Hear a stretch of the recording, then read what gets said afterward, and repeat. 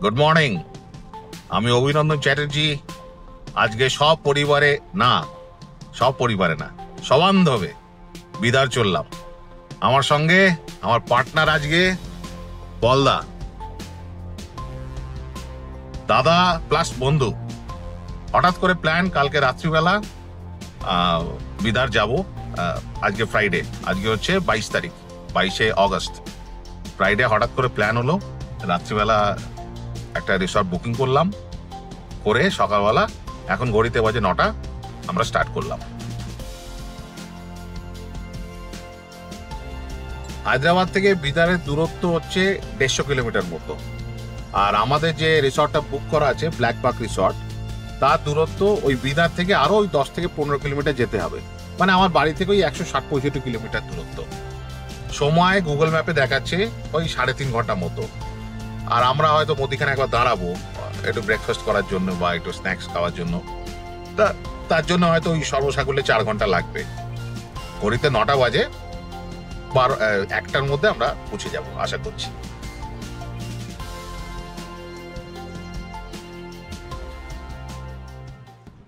আমরা রাস্তার ধারে একটা ছোট্ট এই ধাবা বা হোটেল বা পান্ডি যাই বলি দাঁড়ালাম। এখানে একটু দোসা খাবো। বলদা ইডলি অর্ডার করেছে, আমি একটা দোসা অর্ডার করলাম প্লেন, আর একটা কফি খাবো। কফি খেয়ে এখান থেকে শুরু করবো। এখন ঘড়িতে 10:30 বাজে। এই হচ্ছে রাস্তার ধারে, খুব সুন্দর জায়গাটা। গাড়িটাকে এখানে গাছতলায় লাগিয়ে দিয়েছি। আজকে বৃষ্টি নেই, কদিন বেশ বৃষ্টি হচ্ছিল, কিন্তু আজকে কোনো বৃষ্টি নেই। রোদ ঝলমলে সকাল, ভালো লাগছে। বলদা একদম ক্যামেরা নিয়ে রেডি হচ্ছে, ফাটাফাট ফটো উঠবে পরে। কেমন লাগছে ইডলি? ঈদের মুখে সবই দারুণ। না, খাবার দাবার ভালো এখানে। আমি ভেবেছিলাম হয়তো খুব ভালো হবে না খাবার, যাও কিছু এটা খেয়ে নেবো, কিন্তু খাবারের টেস্ট আছে। ব্রেকফাস্টের পর আমরা আবার শুরু করলাম আমাদের জার্নি। এখনো আমাদেরকে ট্রাভেল করতে হবে 100 কিলোমিটার, আর সময় দেখাচ্ছে প্রায় 2 ঘন্টা মতো। রাস্তাঘাট, বাড়ি আমার আত্মাপুরে, তা ওখান থেকে নার্সিংয়ে হয়ে আমি আউটার রিং রোড ধরলাম। ওখানে রাস্তা তো ভালো রাস্তা, আর তারপরে আউটার রিং রোড তো নো ডাউট খুব ভালো রাস্তা। এবার আউটার রিং রোড থেকে আমাকে মুম্বাই রোডে নামিয়ে দিল, ওই NH65টা ধরলাম আমরা। তা ইনিশিয়ালি আউটার রিং রোড থেকে নামার পরে ওই 10 থেকে 15 কিলোমিটার রাস্তা খুব ভালো নয়। মানে ফ্লাইওভারের কাজ চলছে, ওখানে কনস্ট্রাকশন চলছে, ডাইভারশন রয়েছে, ট্রাফিক রয়েছে, সমস্ত কিছু মিলে ওই 10 থেকে 12 কিলোমিটার একটু ভুগিয়েছে। গাড়ির মুভমেন্ট খুব স্লো ছিল। তারপরে রাস্তা এখন অনেক ভালো হয়ে গেছে, 2x2 লেন, আর রাস্তা যথেষ্ট ভালো এখন।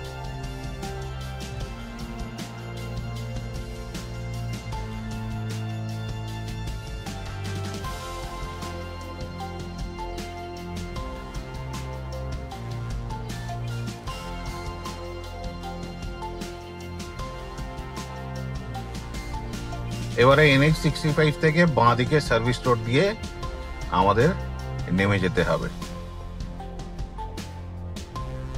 এইবার ডান দিকে ফ্লাইওভারের নিচে দিয়ে বিদারের রাস্তায় আমাদের ঢুকিয়ে দিল। এখানে এটা সিঙ্গেল লেন রোড, মানে কোনো ডিভাইডার নেই, কিন্তু রাস্তা খুব ভালো, ট্রাফিক সেরম নেই, গাড়ি চালাতে কোনো অসুবিধা হচ্ছে না, গাড়ি স্মুথলি চলছে। আমরা কি এখন ডান দিকে কাটছি? হ্যাঁ, আমরা ডান দিক যাবো। এখান থেকে সোজা গেলে বিদার, আমাদের ডান দিক কাটিয়ে দিল। আমরা বিদারের আউটার ধরে বিদারটা ক্রস করে ওপারটায় আমাদের রিসর্টে ঢুকবো এবার গিয়ে। এই এখন আমাদের বাঁ পাশে বিদের ফোর্টটা দেখা যাচ্ছে। আমাদের প্ল্যান হচ্ছে আজকে জঙ্গল সাফারি করে কালকে চেক আউটের পরে তারপরে বিদের ফোর্টে ঘুরে আমরা ব্যাক করব হায়দ্রাবাদে।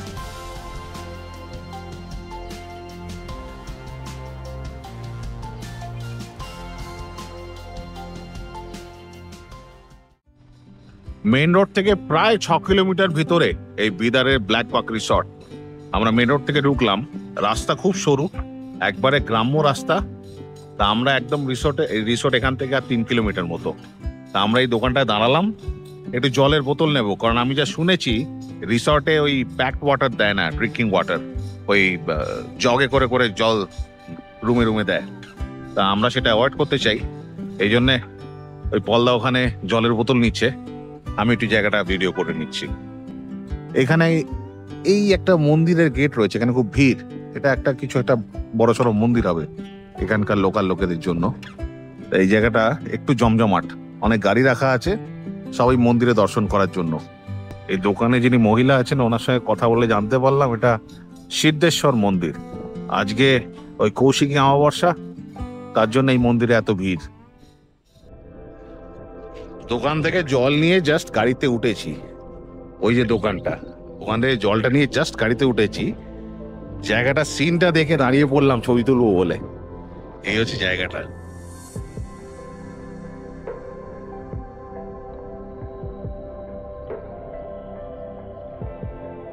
ঠান্ডা বাতাস বইছে, অপূর্ব দেখতে লাগছে জায়গাটা।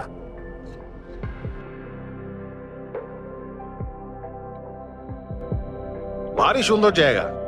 বিদারে অনেকে ডে ট্রিপে আসেন, কিন্তু যারা ডে ট্রিপে আসেন তারা সকালবেলা এসে ওই কেল্লা যেটা ফোর্ট রয়েছে, কিছু টুম রয়েছে, একটা গুরুদ্বারা রয়েছে, আর একটা মন্দির রয়েছে নরসিংহ স্বামী টেম্পল, যেটা সেই বুক পর্যন্ত জলের মধ্যে দিয়ে হেঁটে যেতে হয়। কালকে আমরা যেটা যাব, আমাদের ইচ্ছা আছে কালকে রিসর্ট থেকে চেক আউট করে বেশি কিছু না, ওই মন্দিরটা দেখবো আর ফোর্ট কেল্লা যেটা, সেটা দেখে আমরা হায়দ্রাবাদ ফিরবো। এবার যারা ডে ট্রিপ করেন তারা এসে ঘুরে যান, ভালো লাগবে। ডে ট্রিপ করা যেতেই পারে। ভবিষ্যতে আমি ফ্যামিলি নিয়ে আরেকবার আসবো এখানে।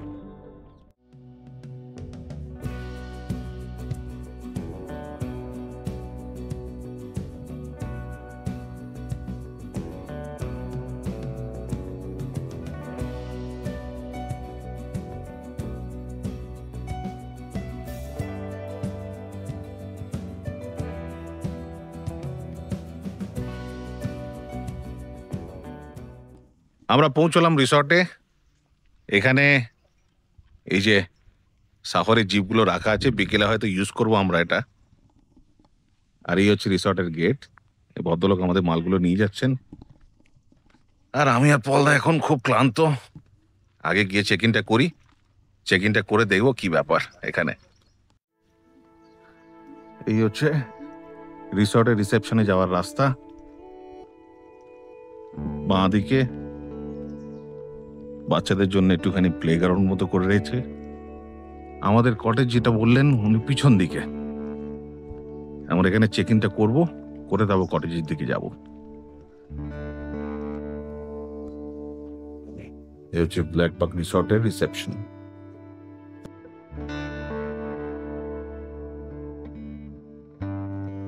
আমরা চেক ইন কমপ্লিট করলাম, করে এবার আমরা আমাদের কটেজের দিকে যাচ্ছি। এখানে বিভিন্ন রকম ক্যাটাগরি কটেজ আছে, ওই ডিলাক্স, তারপর রয়্যাল, স্ট্যান্ডার্ড। যেরম গুড় ঢালবো সেরকম কটেজ দেবে আমাকে। তা আমরা স্ট্যান্ডার্ডটাই বুক করেছি, এখন আমরা সেদিকেই যাচ্ছি। এই মেন গেটটা, আর এই হচ্ছে কটেজে যাওয়ার রাস্তা। চারিদিকে জঙ্গল, গাছগাছালি, সবুজ। জায়গাটা বেশ সুন্দর জায়গা, সুন্দর সাজানো গোছানো। আমি সঙ্গে করে একটা ওই মশার ধূপ নিয়ে এসেছি, ওটা মনে হচ্ছে এখানে খুব কাজে লাগবে। যা অবস্থা দেখছি এখানে, চারিদিকে জঙ্গল। তা আমি এখানে রিসেপশনে যিনি ভদ্রলোক আছেন ওনাকে জিজ্ঞেস করলাম যে বাঘ ভালু কিছু আসে? বলছেন না, এখানে জন্তু জানোয়ার কিছু নেই, কিন্তু অনেক আছে, একটু দেখে শুনে হাঁটতে হবে। এটা রাস্তার প্রথম 13 নম্বর কটেজ। এইখান দিয়ে দুটো কটেজ নেমে গেছে, কটেজ নাম্বার 11, 12। এটা 13, আর আমাদের অ্যালট হয়েছে পরেরটা, কটেজ নাম্বার 14। ওদিকে আরো কটেজ রয়েছে, এগুলো সব স্ট্যান্ডার্ড কটেজ। মেন গেট দিয়ে ঢুকে বাঁ হাতে সব স্ট্যান্ডার্ড কটেজ, ডান দিকে রিসেপশন। রিসেপশন ক্রস করলে ওদিকে ডিলাক্স আর রয়্যাল কটেজ গুলো। এই হচ্ছে কটেজ নাম্বার 14। এখানে একটা বেড আছে, এখানে দুটো বেড, এখানে 3 জন করে শোয়ার ব্যবস্থা। একটা এসি আছে, ব্যালকনি, ব্যালকনি থেকে ঝিলটা দেখা যাচ্ছে। ঝিলটা দেখা যাচ্ছে, একটা ছোট্ট ব্যালকনি, ওইখানে ফাঁক দিয়ে ঝিলটা দেখা যাচ্ছে। ওখানে বোটিং এর একটা ব্যবস্থা রয়েছে। আর এখানে দুটো চেয়ার, একটা ছোট টেবিল, টিভি, যেটা আমাদের কাজে লাগবে না। এখানে একটা কাবার্ড রয়েছে, আর এই হচ্ছে ওয়াশরুম উইথ গিজার।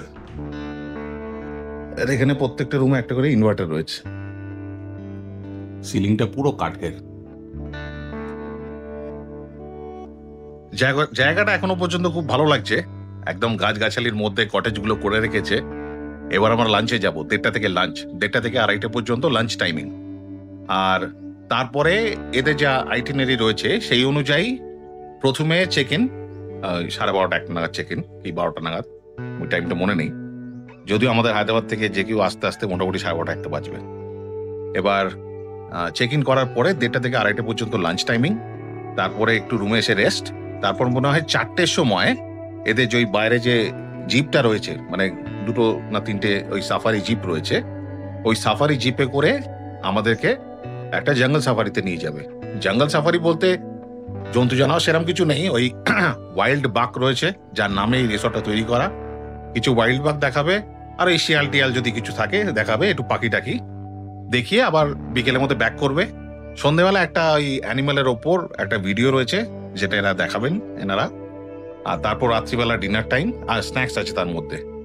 আর তারপর রাতে ডিনার, আবার সকালবেলা 6টা 6:30 তুলে চা খেয়ে আবার নিয়ে যাবে কোথায় একটা বোটিং এর একটা ব্যাপার আছে, সেগুলো আমি দেখবো, পরপর দেখবো আর ক্যাপচারও করবো ক্যামেরায়, দিয়ে 10:30 চেক আউট।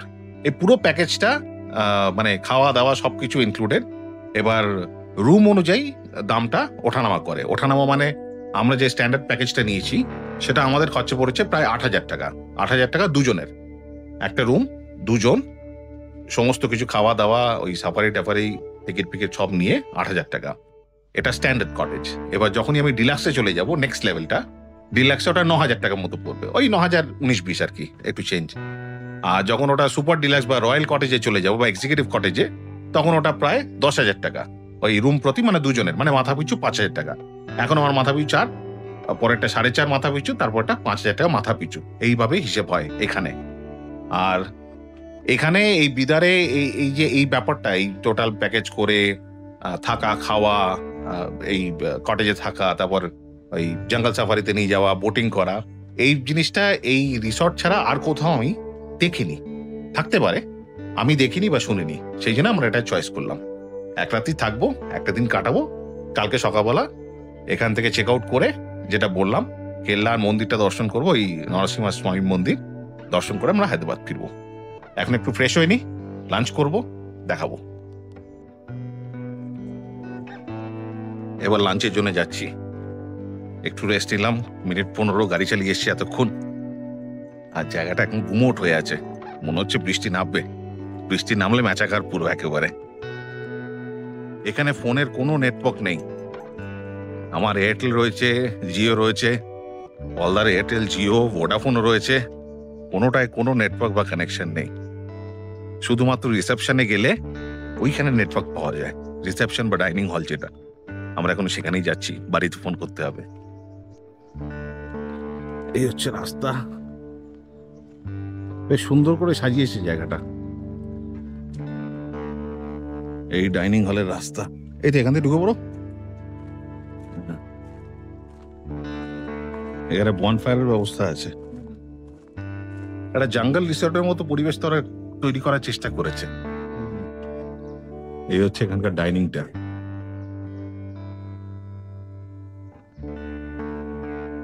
কোনো লোকজন নেই এখানে। উইকেন্ডে ভালো ভিড় হয়, আমি চেক করছিলাম, শনি রবিবার করে রুম অলমোস্ট ফুল, কিন্তু উইকডেতে লোকজনের ভিড় নেই। এই তো যেখানে গাড়ি পার্কিং হয় না, 2টো মাত্র গাড়ি রাখা আছে, আর এখানে কোনো মানুষজন নেই। এখানকার স্টাফকে জিজ্ঞেস করলাম, বললো এই পুরো রিসর্টে শুধু আমরা 2জন গেস্ট, বাকি সব এখানকার লোক। গত 3-4 দিন খুব ভিড় ছিল নাকি, আর আজকে যেহেতু উইকডে, শুক্রবার, কোনো লোকজন নেই। কালকে থেকে লোক আসবেন ওনারা বললেন। আজকে শুধু আমরা দুজনেই পুরো রিসর্টটা এনজয় করব। রিসর্টে আমরা দুজন, ওই জন্য আজকে কোনো বাফে নেই। আজকে ডাইরেক্ট খাবার প্লেটে প্লেটে চলে এসছে আমাদের জন্য। এই ভদ্রলোক নিয়ে এসছেন খাবার, দুজনের জন্য খাবার সাজিয়ে দিয়েছে একদম। এটা চানা, ওলা চানা নাও। এটা কি দিয়েছে? এটা ডাল, এটা কিছু একটা সবজি আছে, এটা দই, সবজি, এটা করলা সবজি। এটা আমি খাই না, নো তেতো, তেতো নট অ্যালাউড। আর এটা ওটাও ডাল না, এটা চানা। এটা সেম, দুটো সেম। ওই দুটো সেম। এটা চিকেন, এটা চিকেন, এটা পিস পোলাও। না, পিস তো নয়, কর্ন পোলাও। কর্ন পোলাও, হ্যাঁ। এটা হোয়াইট রাইস, এটা সাম্বার, এটা সাম্বার। এটা সেম মনে হয় নাকি? না, এটা বাঁধাকপি। এটা বাঁধাকপি, এটা বাঁধাকপি। এটা নাও। এটা বাঁধাকপি। আর এটা মিষ্টি। ওটা মিষ্টি। কি মিষ্টি এটা? বুঝতে পারছি না, খেয়ে বুঝবো। আর পাঁপড়। Good afternoon sir. Good evening activities है। आज शाम में ट्रैकिंग एंड बर्ड वॉचिंग बोल के लेके जाएंगे। ट्रैकिंग और bird watching. Bird watching sir. Okay. 4 o'clock से आप यहाँ पार्किंग एरिया में आए तो 2 किलोमीटर वॉक है, लेके जाएंगे। रिटर्न 5:20 तक आ जाएंगे। देन 5:20 to 6 तक बोटिंग कर सकते हैं। Boating. Yes sir. So boating करके 6 o'clock या 6:10 यहाँ डाइनिंग हॉल पे आ जाए तो tea coffee snacks and wild life documentary show वगैरह रहेगा। अच्छा, और 7:45 को अगर से बारिश नहीं होता है तो कैंप फायर वगैरह करवाएंगे। ओके। और 8:30 से डिनर रहेगा। अच्छा, डिनर यहीं पे? हाँ, इधर ये डॉक्यूमेंट्री फिल्म वहीं पे चलेगा? वहीं पे चलेगा। Okay okay. और कल मॉर्निंग आपको ब्लैक बक सफारी के लिए लेके जाएंगे। अच्छा, तो अभी कहाँ पे लेके जाएंगे? अभी वॉकिंग है sir, trekking and bird watching बोल के 2 किलोमीटर वॉक है। 2 के पे वॉक है? Yes, sir. ये खाने के बाद वॉक कर सकते हैं? Yes, sir, yes, sir। अच्छा। 4 o'clock को। अच्छा, 4 o'clock, ओके। 4 to 6, 5:20 तक सर। अच्छा, और सुबह आपको सफारी के लिए लेके जाएंगे। सुबह सफारी? 6:10 मॉर्निंग यहाँ पे आए तो टी कॉफी वगैरह रहेगा। हाँ। ठीक है, 6:30 यहाँ से निकलते हैं। अरे बाप रे, इतना यहाँ से मॉर्निंग? 20 किलोमीटर है। अप एंड डाउन 38 किलोमीटर हो जाएगा सर। अच्छा, तो रिटर्न 8:30 ब्रेकफास्ट टाइम तक आ सकते।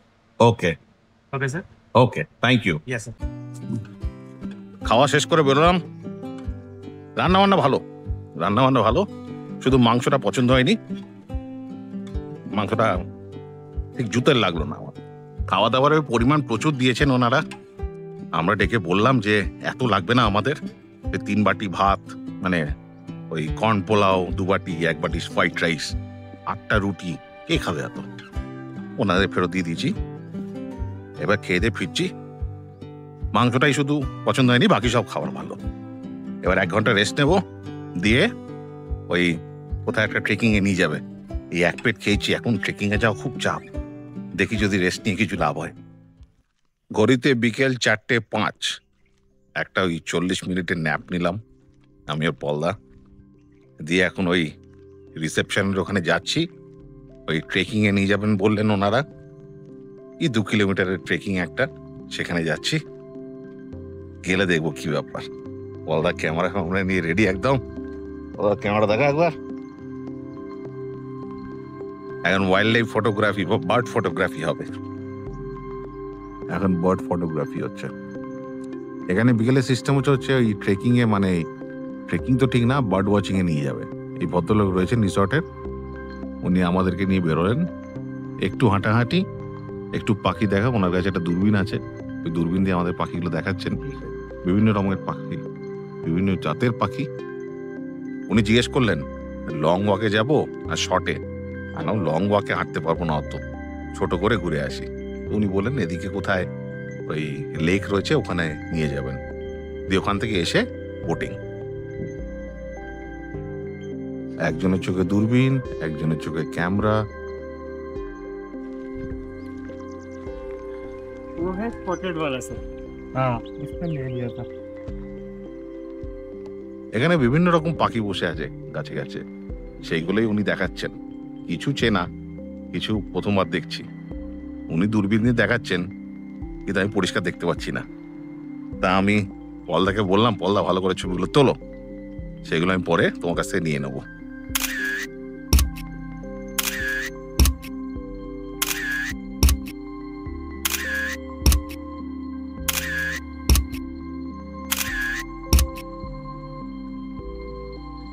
এইবার আমরা লেকের দিকে, এই হচ্ছে লেকের দিকে।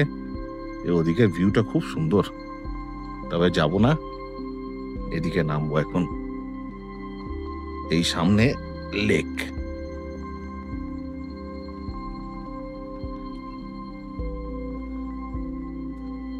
এই হচ্ছে লেক, বিশাল বড় লেক।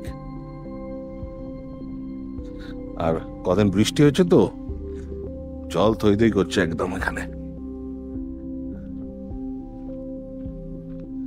ডানাতে পুরো ক্ষেত, বিভিন্ন রকম সবজির চাষ।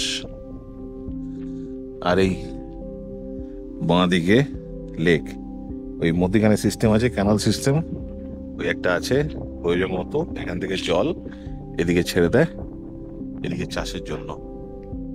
একবারে সমুদ্রের ধারের মতো হাওয়া দিচ্ছে এখানে, খুব হাওয়া। আমরা হাঁটাহাঁটি করে ফিরে এলাম, পলদা কিছু ছবি তুললো। এই হচ্ছে পার্কিংটা, সাফারির গাড়ি কাল সকালে আমরা যাব। আর এই হচ্ছে মেন গেট। এখন ওই ডাইনিং এ গিয়ে একটু জল খেয়ে তারপর বোটিং এর দিকে যাব। এই বোট পয়েন্ট, এই আর একটা কটেজ, এটা কটেজ নাম্বার 8 পাশ দিয়ে ওই নিচে বোটিং। এই বোটিং পয়েন্ট। বোটিং পয়েন্টে এসে বসলাম, যিনি ভদ্রলোক আছেন উনি আসছেন। তা এখানে একটা কটেজ থেকে আর একটা কটেজের দূরত্ব বেশ খানিকটা। আর এখানে কোনো কটেজের রুমের মধ্যে ঢুকলে নেটওয়ার্ক পাওয়া যাবে না ফোনের। আর কোনো ডেস্ক ফোনও নেই, কোনো ওয়াইফাই নেই, কিচ্ছু নাই। এই জন্য একবার রুমে ঢুকে যাওয়া মানে বাকি দুনিয়া থেকে ডিসকানেক্ট। কোনো এমার্জেন্সি হলে কিছু করার থাকবে না, সেই কটেজ থেকে কাউকে বেরিয়ে এসে রিসেপশনে এসে কথা বলে তারপর সেই ব্যাপারটা মিটমাট করা, যা এমার্জেন্সি আর কি। এইটা একটা খুব বাজে জিনিস। এখানে এনাদের রিসেপশনে নেটওয়ার্ক রয়েছে, মানে ইন্টারনেট রয়েছে। এনারা এক্সটেন্ডার দিয়ে ঘরে ঘরে নেটটা করে তার একটা ব্যবস্থা করতে পারতেন, কিন্তু এখন ওনারা করেনি, ভবিষ্যতে যদি করেন। আর জায়গাটা প্রচুর বড় জায়গা নিয়ে তৈরি, গভর্নমেন্টের প্রপার্টি, আমি যতদূর শুনেছি প্রচুর জায়গা নিয়ে তৈরি। এই জন্যে একটা রুম থেকে আর একটা রুমের দূরত্ব বেশ খানিকটা। এই গোল নৌকা আসছে আমাদেরকে চালানোর জন্য।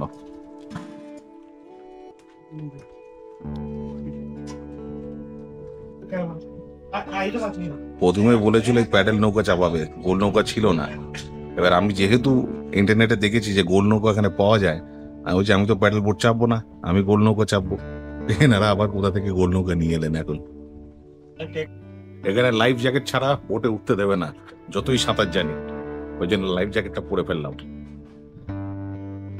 পলদা লাইফ জ্যাকেট পরে উঠছে।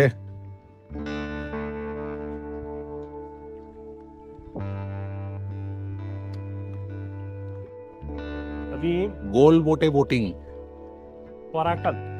ওরাকেল। আচ্ছা, ওরাকেল। চারজনে চারদিকে মুখ করে মধ্যিখানে গোল টেবিলে বসে পড়েছি আমরা।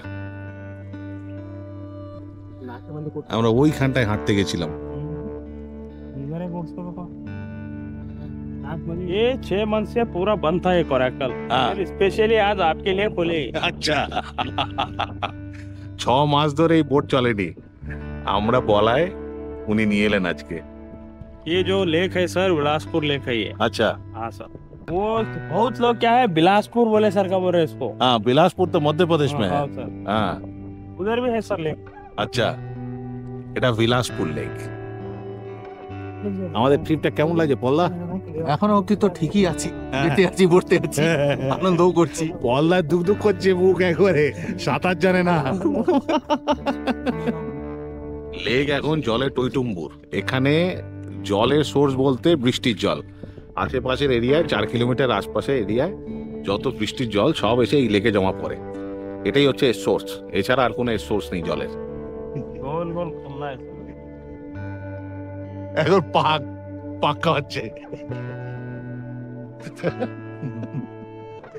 হ্যাঁ, ওকে ওকে, বসে।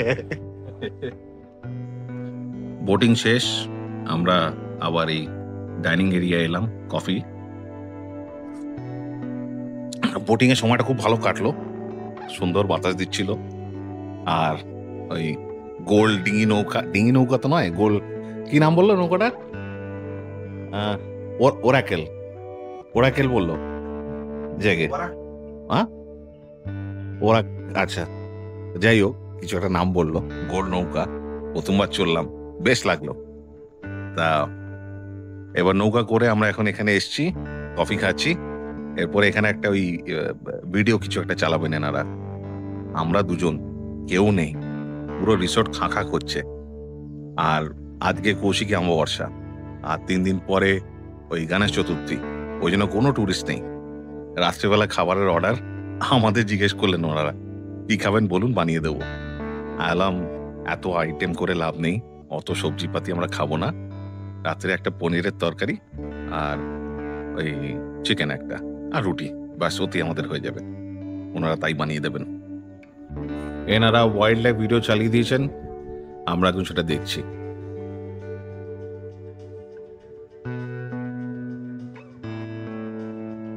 গরম গরম পকোড়া কফি আর ভিডিও সময়টা ভালোই কাটছে এই হচ্ছে রিসর্টের রাতের ভিউ মিনিমাম আলোটা দিয়েছে বেশি রুম না বেশি আলো নয় রুমে যাওয়ার জন্য রাস্তাটা দেখার জন্য মিনিমাম যেটুকু আলোর প্রয়োজন সেটুকু আলোই এখানে জ্বলছে ঘড়িতে সময় 8:30 এখানে রিসর্টে কোনো রুম সার্ভিস নেই ওই ডাইনিং হলে গিয়ে লাঞ্চ ডিনার ব্রেকফাস্ট বা চা কফি যাই হোক ওখানে গিয়ে খেতে হবে কিন্তু যেহেতু আজকে রিসর্টে এন্টায়ার রিসর্টে আমরা দুজন তা আমরা ম্যানেজারের সঙ্গে কথা বললাম যদি কাইন্ডলি রুমে পাঠিয়ে দেন ডিনারটা তো উনি বললেন ঠিক আছে তাই ডিনার পাঠিয়ে দিয়েছে এই ডিনার চলে এসছে এটা একটা চিকেনের কিছু একটা ড্রাই আইটেম বানিয়েছে এটা চিকেনের গ্রেভি বানিয়েছে কারণ সকালে বলেছিলাম চিকেনটা অতটা পছন্দ হয়নি ওই জন্য ওরা ভালো করে ফ্রেশ চিকেন গ্রেভি সুন্দর করে বানিয়ে দিয়েছে এটা একটা জিরা রাইস এটা একটা পনির ওই ভুর্জি পনির ভুজিয়া টাইপ ভুর্জি টাইপের বানিয়েছে এটা সুজির মিষ্টি আর এটা রুটি আমাকে ম্যানেজার বললেন যে এবারে আমরা এক্সেপশন দিলাম শুধু আপনাদের জন্য যেহেতু কোনো গেস্ট নেই কিন্তু পরের বার কাইন্ডলি রিকোয়েস্টটা করবেন না তাহলে এবারটা তো হোক পরের বারটা দেখা যাবে কাল সকালেও বলেছে টি পাঠিয়ে দেবে সকালবেলা চা রুমে পাঠিয়ে দেবে এখন খেয়ে দিয়ে ঘুম দেবো সকালবেলা উঠে সাফারিতে যাব গুড নাইট